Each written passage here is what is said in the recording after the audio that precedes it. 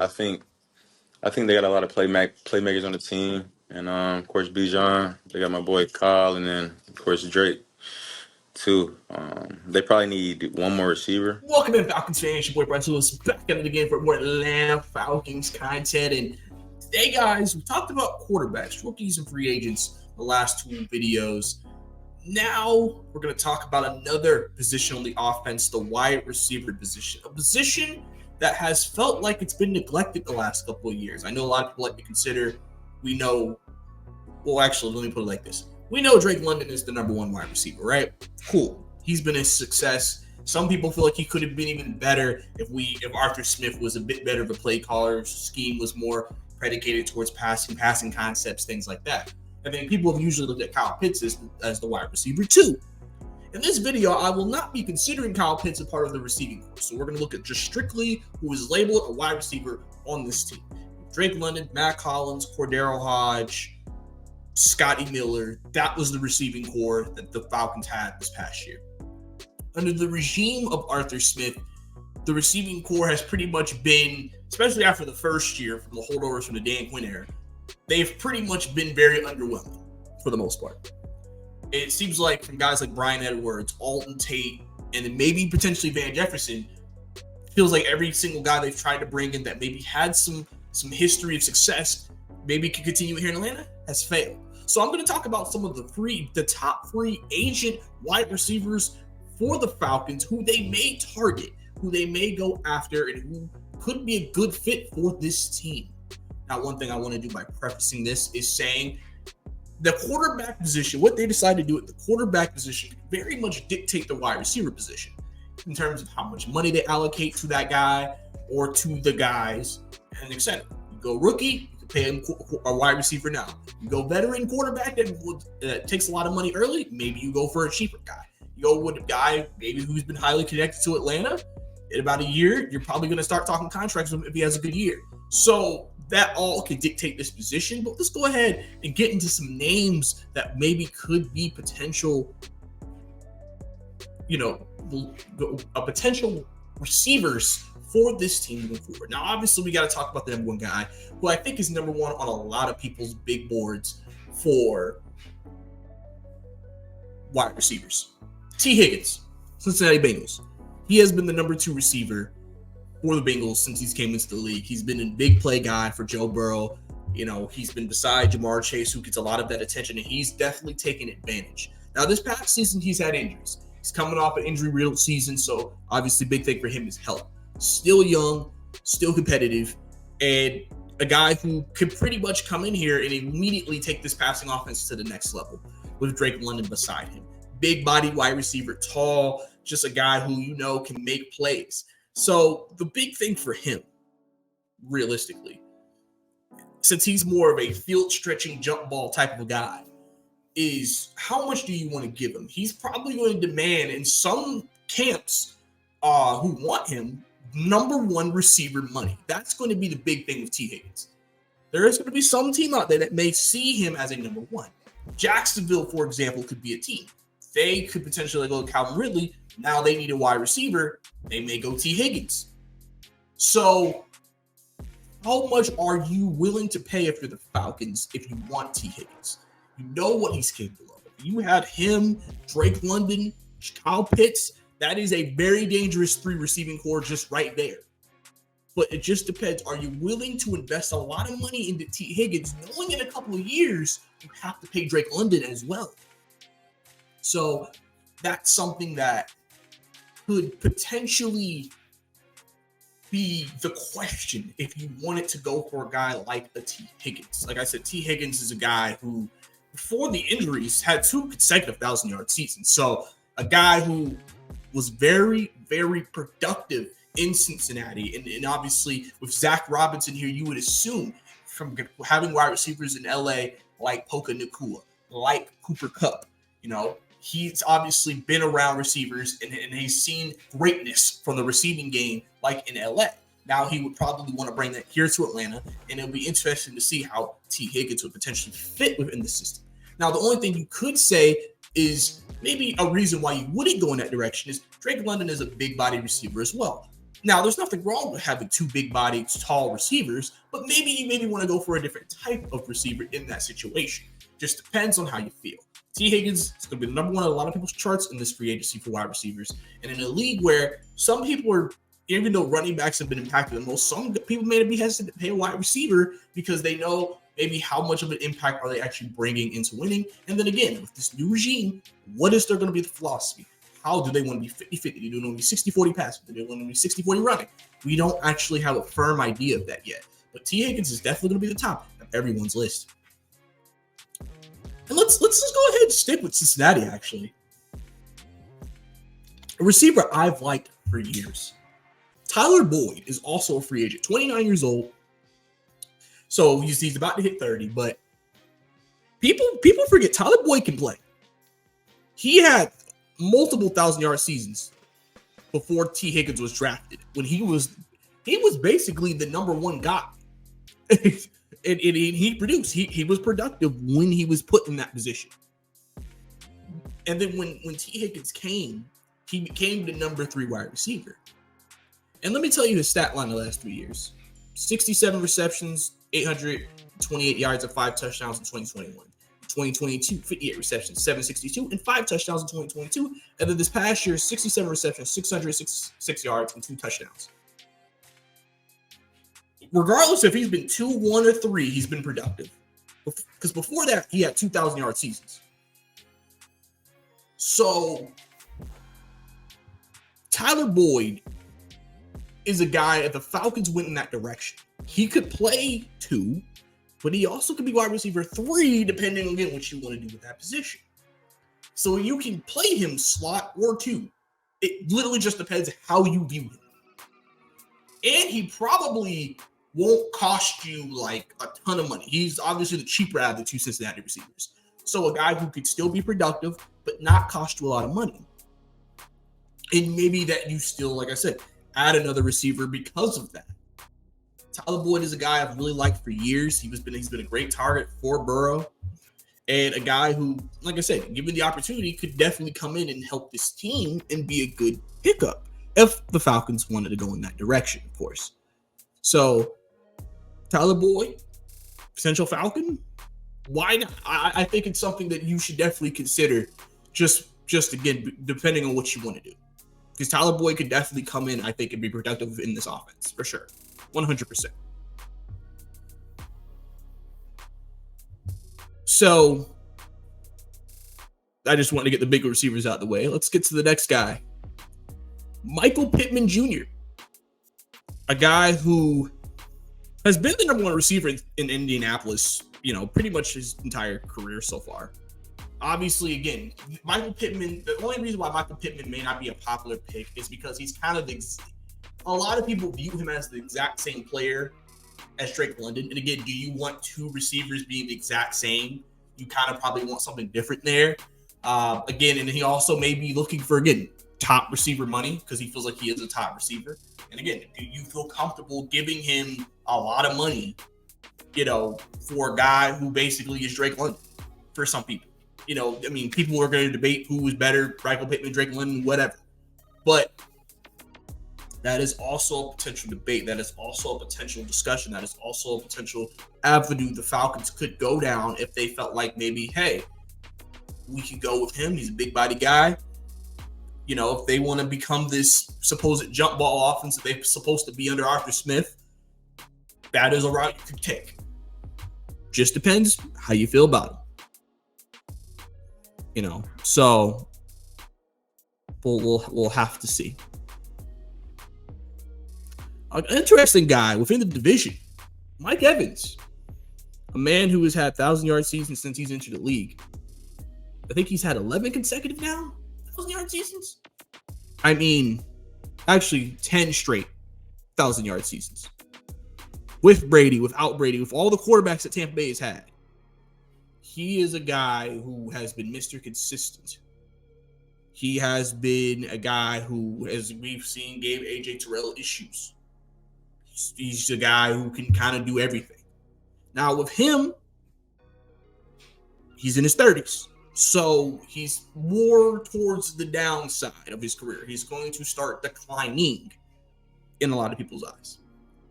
So again, a guy who may still think he can get one more big contract. You're the Falcons. Do you want to pay him big money? Do you want to pay Mike Evans big money? It's an interesting situation. He's definitely a guy, if you did sign, you may sign him to a shorter deal, 2 years maybe, because he is older. Then also, Mike Evans has had injuries. He's had soft tissue injuries that have nagged him for years. And like I said, it just depends. Is he a guy who you want to bring in? He may be good for the short term, because again, you sign him to a 2 or 3 year deal. By the time his deal is up, Drake London's deal's coming up. So then you're just taking the money you gave Mike Evans and giving it to Drake London, probably more, and boom, and then you'll reset again at that number 2 spot in a couple of years. That is an avenue the Falcons definitely could go down if they wanted to, realistically. Mike Evans is a guy, like I said, Mr. Consistent. He's had 10 consecutive 1,000-yard seasons. I mean, the resume is there to go ahead and make him a part of this team and know he can be productive. The biggest issue with him is injuries. Can he stay healthy? And he's going towards the downside.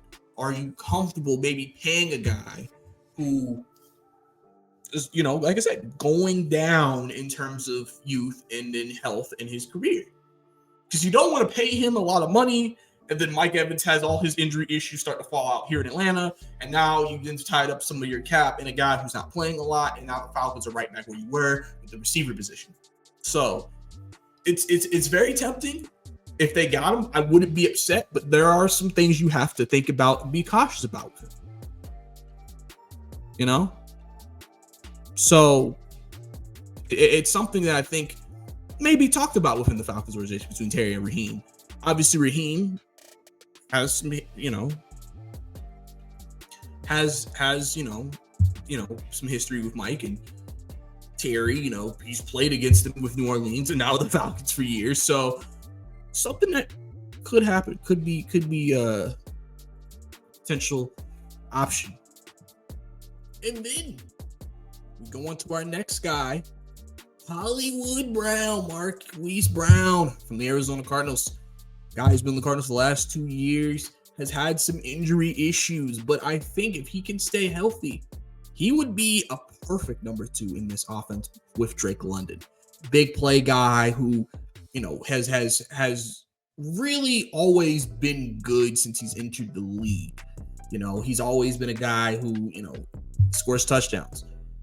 Last couple of seasons hasn't been as many. His first 3 seasons, he didn't score less than 6 touchdowns. He scored 7 his rookie year, 8 his second year, and 6 his third year. Last couple of years, like I said, dealing with injuries, he's only had 4 touchdowns and 3 touchdowns. He did have 700 yards, over 700 yards, and 67 receptions in his first year in Arizona, and when he first went there from Baltimore.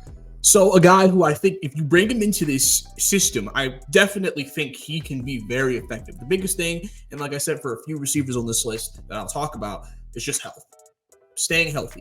If he can stay healthy, he'll be very effective. He'll be probably one of the best number 2 receivers we have had. I mean, I guess since Calvin Ridley, but I mean, if you want to go back even before that, probably Mohamed Sanu. So a guy who, like I said, can impact the game. And he's definitely a guy who could have a game where maybe Drake doesn't have that big game, but Hollywood could show us why they call him Hollywood and have a big game himself. So I definitely think that is a turn that I could see them overturning if I'm the Falcons. Again, biggest thing for him, one of the best interesting things is that what is this going to be his price tag? What kind of money is he to be looking for on the market? And then we obviously, like the same thing with Mike Evans, is going to be about, or even T. Higgins. It's like, obviously, their teams are probably going to want them back. I would assume the Cardinals would like to have him back if they could. But it depends on the money. It depends on what they want to do, and it depends on if their vision and what he wants are the same things. Cardinals, you would assume may still be rebuilding next year. You would assume, especially after this offseason, does Brown want to be a part of that, or does he want to go to a team that he feels like can be more competitive, which could be an attractive point for him to land in Atlanta? So it'll be interesting to see. But Hollywood Brown, I think, could actually be a really solid receiver. I think him and Tyler Boyd are probably two of my most liked fits connected to the Falcons when it comes to being the number 2 receiver. And then they also, if he needed to, he could play some slot as well. So just something to keep an eye on. So Hollywood Brown, I don't know. What do you guys think about him? I think he'd be a great fit. Now, a funny guy that people have been thinking about is potentially Calvin Ridley. People have been saying, bring Calvin home. Obviously, if you remember when Calvin was here in Atlanta, we remember how his exit is, mental health issues, some stuff happened here, didn't work out with the organization, felt like he needed a fresh start. Obviously, if he stays with Jacksonville, Falcons get a second-round pick if he decides to stick with the Jacksonville Jaguars. If he does not do that, then he's going to be a free agent. And the Falcons could, re-enter that door. I think Raheem and Calvin were here at the same time. I would assume they have a good relationship. Would Calvin reconsider coming back to Atlanta with with Raheem at the helm? Is that a determining factor in his decision? Does he even want to be back in Atlanta? Remember, for someone like Raheem, like Calvin has dealt with those issues, do you want to go back technically to the scene of the crime where you had your problems that started? It's one of those things where I don't know. I mean, listen, I think Calvin can still be a good number 2. I think people at this point think he's probably a solid number 2 receiver. And what we need Atlanta is a solid number 2 receiver. So, and he'd even play some slot if needed.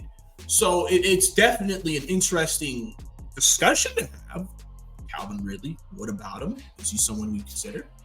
But at the same time, it's more about Calvin. Does Calvin want to come back here and play, really? Like I said, if he comes back here and plays, that a big part of that's going to be Raheem Morris and his relationship with him. Because I don't think when you come out of a situation where you just got a fresh start, you're going to go right back to that same situation. So could be a move that the Falcons look into. I don't know, again, how likely that is. I know some people want Calvin Ridley back in Atlanta, but I don't know how realistic it is that Calvin Ridley would want to come back to it. So, because obviously I just want to wish him the best, and I want to wish him good health. And if he does think he can come back here and, resume having a career and really continuing to build it here in Atlanta with what we have built here, that'd be great. It'll be interesting to see maybe the contract and the deal he would get. He'd probably get paid a good amount. Probably not number 1 receiver, but maybe a top level number 2, which is what you're looking for, is a top level number 2 receiver. So there are some compatibilities there between the two sides that could work. But it all depends, I think, on Calvin and what he wants to do ultimately with his career moving forward. And we don't know if Jacksonville is going to move off of him. We've heard reports they may move off of him. We don't know. Now, an interesting guy coming up here, Darnell Mooney. Now, this is a guy, especially with all the Justin Fields rumors, Darnell Mooney has kind of been, before DJ Moore got there, their best wide receiver.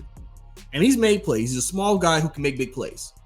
A guy who could be a really good asset for the Falcons if they wanted him. If you traded for Justin Fields, would that potentially be a guy Justin Fields be like, hey, I wouldn't mind playing with Darnell Mooney again? Now, Darnell Mooney's had some injuries, and that's slowed him down before. Because in 2021, he had a 1,000-yard season. So he's had some good stuff. But he's a deep play threat, intermediate threat, and could be and for him, because of the injuries, his price number won't be that high. He may be what people consider a buy low type of receiver.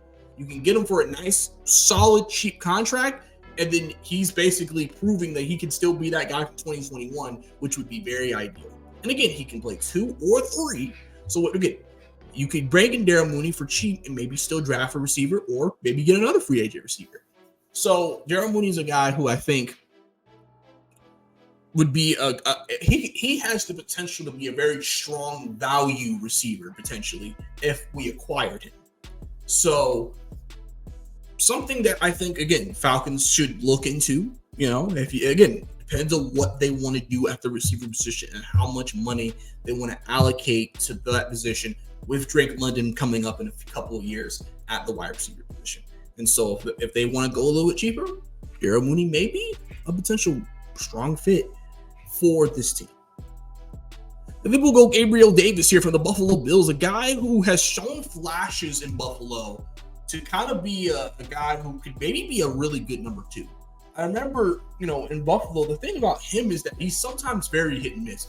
He's either having 4 catches for 150 and 3 touchdowns, or he's having 1 catch for 8 yards. He was very up and down in Buffalo. He was very inconsistent with his targets. Some of that is obviously if Stephon Diggs on the other side of you, he demands a lot of attention. Josh Allen sometimes will lock in on guys. And so maybe that's why his numbers fluctuate. Deep threat. We remember what he did in the playoffs to the Chiefs a couple of years ago. But again, he'll have huge outings and he'll sometimes go quiet. And that's the biggest thing, again, is his inconsistency. Now, obviously, with Robinson, he may have a better way of keeping him more involved in the offense. And that could be big for him. Because obviously, Gabriel Davis may be looking at, I need to make sure I'm going to have an offense that will keep me involved and allow me to continue to make plays. Maybe Buffalo did not do that for him. And so maybe that's, again, something Atlanta can bring to the table, something they can look into, and something that might work out in the grand scheme of things moving forward. So Gabriel Davis could be a good fit. Be interesting to see what he's looking for money-wise in free agency.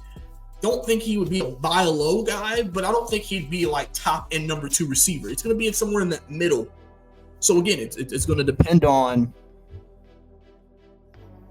what do you want, I guess, if you're the Falcons with that number 2 spot. How much money do you want to allocate to it? And what do you guys think of Gabriel Davis? I think the one thing about a lot of these receivers I've mentioned is that they're all big play threats. And that's something I think the Falcons would very much value, is a big play threat, because Drake London is known as more of a possession-ish receiver, where if you could get that guy who could just blow the top off of the defense, that would be big. And then I'll give you 2 more guys and I'll let you guys go. There's plenty of receivers we could talk about, but I'm going to give you 2 more guys. The last free agent receiver I'm going to give you is Odell Beckham. Yes, sir. Odell. Mr. Beckham. A guy who used to be a number 1 receiver, had injuries. People maybe thinks he was a little difficult to deal with. Been kind of on some prove-it deals. Had a really good season for the Rams when he got signed. Helped them get to the Super Bowl. Got injured in the Super Bowl. Was out the entire year. Came back. Baltimore. Had his moments. Still can run. He's still very fast. He could still play. Again, a guy who I don't know what he wants right now. I don't know how much money he thinks he demands. The biggest thing with him is being realistic about where he is right now. But a guy, if you can get him on really good value, he can play and he can make plays for you. And again, he would be interesting in Atlanta. I mean, I know last year when he was a free agent, people were kind of connecting Odell potentially to Atlanta. Is that a move we would want to make? And I know Odell's a very controversial figure, and I don't want his baggage and all the stuff he brings, and he'll be a distraction, especially coming to Atlanta or what the type of city it is. But Odell is a guy who, man, listen, Odell can play. So, again, that is something that is very much possible and very much a move they could make. Odell Beckham, man, how would you feel if he was your number 2, maybe number 3 receiver on this team? Would you hate the fit? I wouldn't particularly hate the fit. Again, it literally depends on what he wants money wise. If Odell tries to value himself as the wide receiver he used to be, then it's a pass. But if he knows, okay, I'm not still at that point where I can demand this much money, then it's okay. I'll go to another team. I'll continue to work hard. I'll continue to play hard and make my plays. And then you never know. Could play himself into a good money short-term deal potentially. So a move that could be made. Again, Odell's a guy who, like I said, he can ball. And especially a guy who coming off an injury like that, looking more healthy as the season went on. That's really what you want to see from him, is that continuing to get healthy, continuing to play well. And, a guy who who could still help a team for sure, especially if, like I said, he's getting more healthy. He really could be a guy who could be a big steal for a team at the right value. And before we go, I want to bring up one guy on the Falcons who's going to become a guy who people are going to wonder about. Should we keep? Should we let him go? A guy who some people would probably say was a bit of a different disappointment. Van Jefferson, Mr. Van Jefferson. He is a guy who,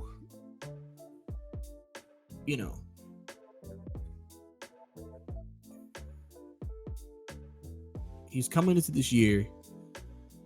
Falcons got to decide if they want to keep him. Now, he's played under Robinson before. He was known as a guy who could stretch the field a little bit. Didn't really do that in Atlanta. They tried to connect a few times. Obviously, quarterback position has not been ideal in Atlanta, and that's affected things. But Arthur Smith and what he's done and having a wide receiver coach is that is actually a former quarterback. I mean, hasn't been great. Obviously, his best year was in 2021, where he had 50 catches, 802 yards, and 6 touchdowns. Ever since then, it's kind of not really been great. So realistically, as a guy who's still young, still has potential, but again, you think he can become something. And like I said, with Arthur Smith's system being so bad in general, does Robinson think, hey, in this system with me at calling the plays, I can help you get back closer to that form that you think you can be? Because like I said, after this past season, a lot of Falcons fans are probably like, we can let him walk. But again, Robinson may feel like, hey, he may be able to be productive for us this year under me and my play calling and my regime. And then if we get a quarterback in there who can get him the ball. So that's a move that could be underrated, because if they keep him, then they'll probably now have a number 3 guy, I would say. Then you definitely just have to get the number 2. But if not, you do have a number 2 and number 3 job open on the receiving core that the Falcons have to figure out. And obviously, like I said, the quarterback will play a big part in that role, and a big part in if that is a guy that you can go after. So, I mean, again, how do you feel about him? How do you feel about bringing him in? How do you feel about, Van Jefferson staying another year? Like I said, a lot of guys, when you have a new regime come in, feel like this is a fresh start for them. It feels like maybe if they weren't able to be more successful before, this regime could bring them more success this time around. That could be that situation for Van Jefferson. So all I'm saying is you can't really rule out that possibility of maybe that potentially being a good connection now that Zach Robinson is calling the plays in Atlanta. So just to name a few guys for you guys in the free agency realm of potential wide receivers the Falcons could potentially go after. I want to hear you guys' thoughts down below on who you think the Falcons should target in free agency for wide receivers. We'll probably come back around and do a rookie wide receiver video after this at some point. Give some potential draft pick options the Falcons could go down as they try to revamp this wide receiver room next to Drake London and Kyle Pitts, and just try to help this passing offense reach expectations they have not reached since the entire, like I said, Arthur Smith era for the most part. So we're going to have to see what happens, man. But, if you guys want to keep up with me and my Falcons and Hawks takes, don't forget to follow me on Twitter at Price_2K. And don't forget to subscribe and like the video as well. So definitely appreciate all you guys' support. See what happens. It's your boy Bryce Lewis. See you next time.